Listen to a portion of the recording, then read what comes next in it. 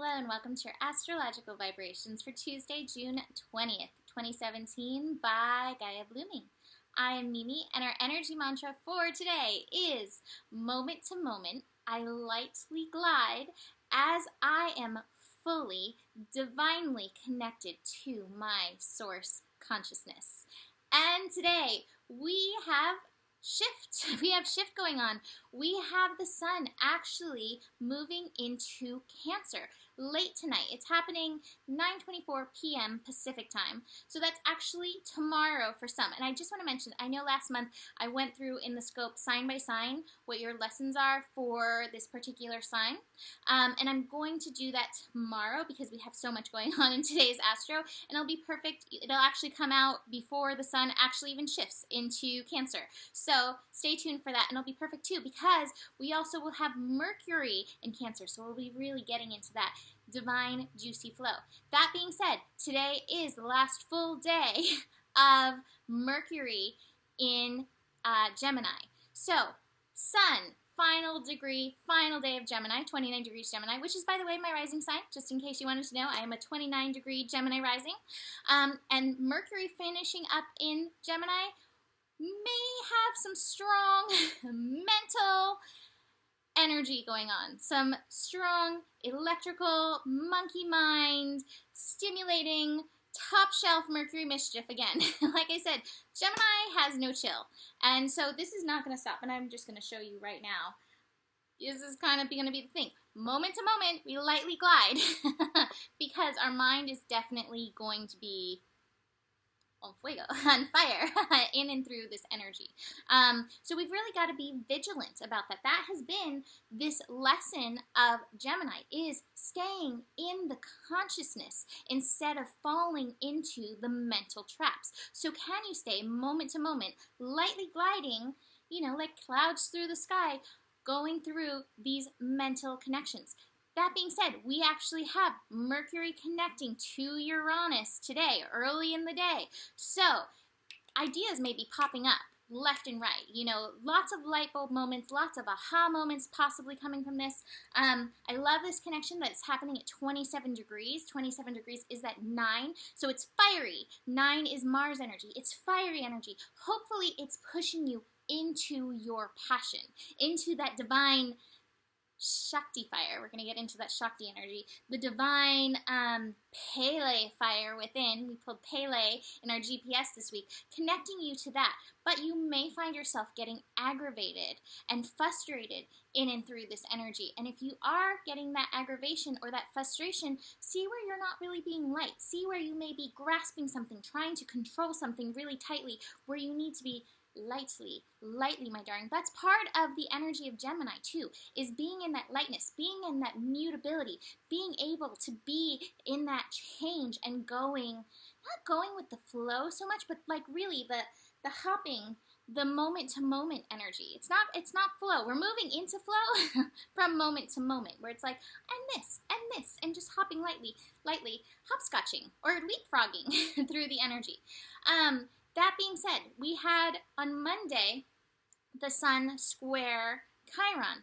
Today, Mercury is, making lots of fun connections. Today we have Mercury square Chiron. So everything that I said about that sun Chiron energy repeats again. And there was a lot about victim and really shifting the victim consciousness, shifting the victim mentality.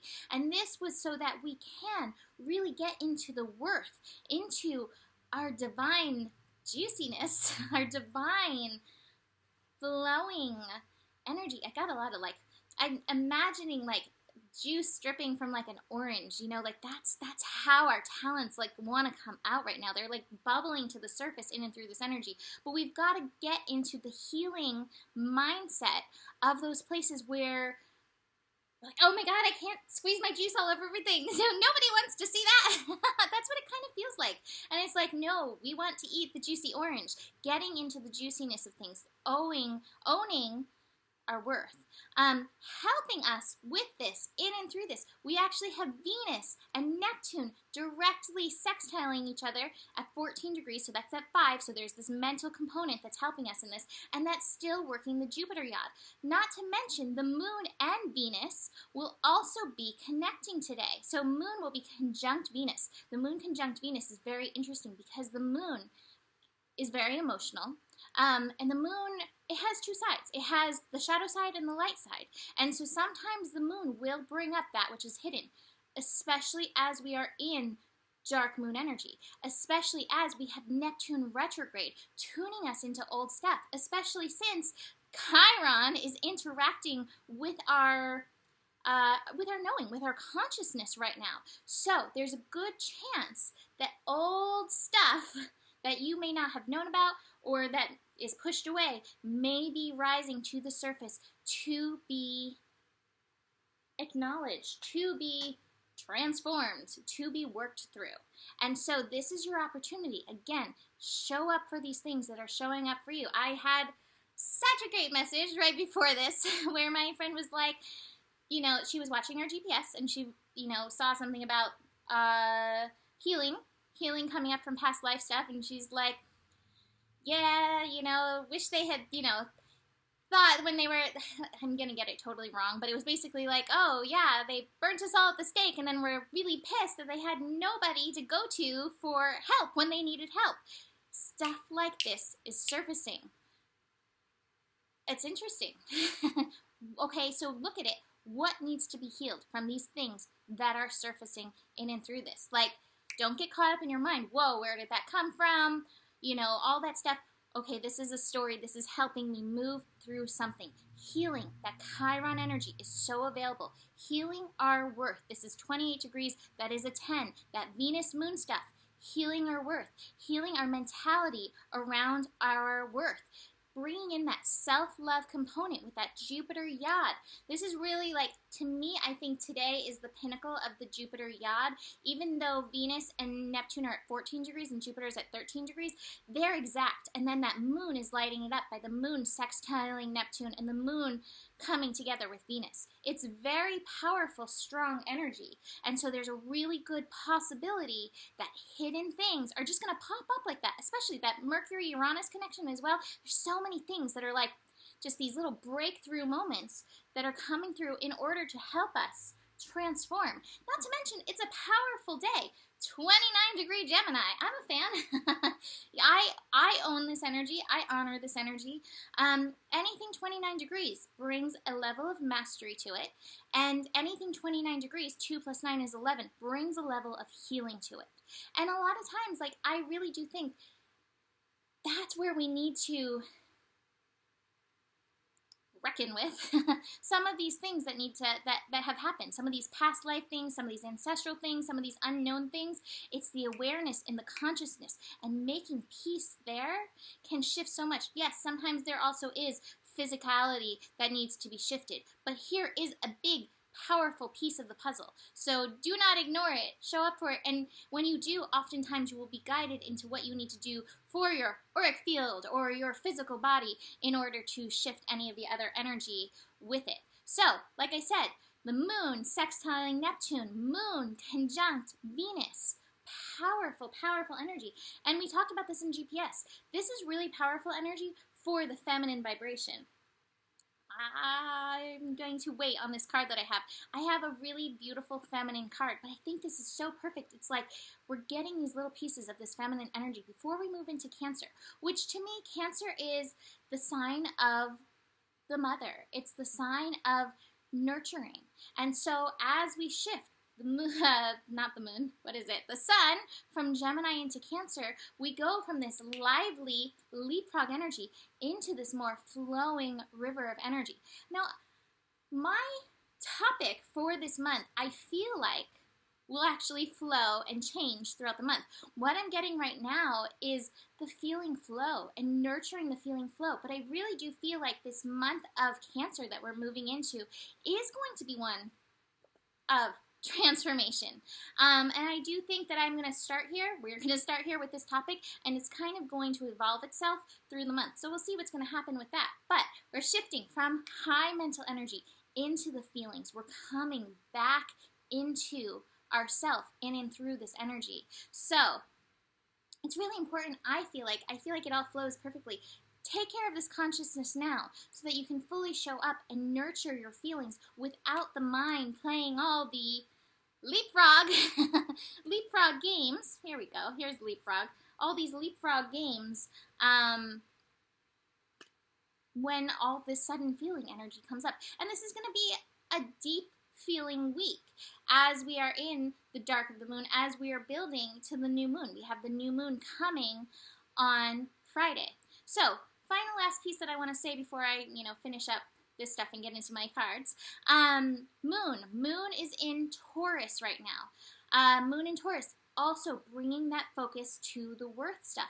The moon in Taurus is actually connecting to Mars already in Cancer today. So, moon, sextile, Mars in Cancer.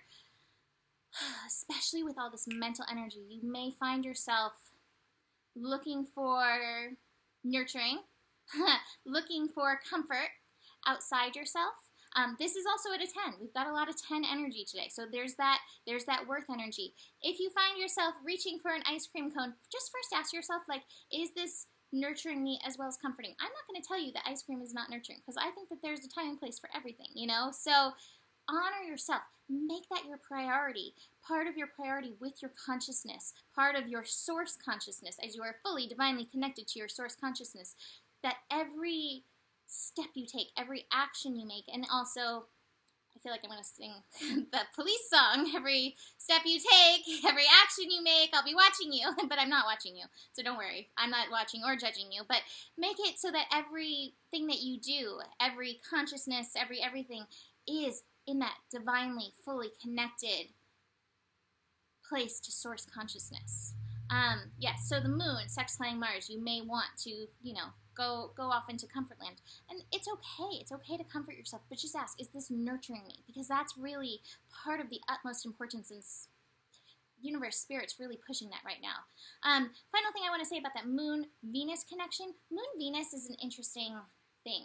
It can be really beautiful. It can be a really sweet, nurturing space, and especially if you're really feeling that self-love at the time. Moon conjunct Venus can be so loving, especially in Venus.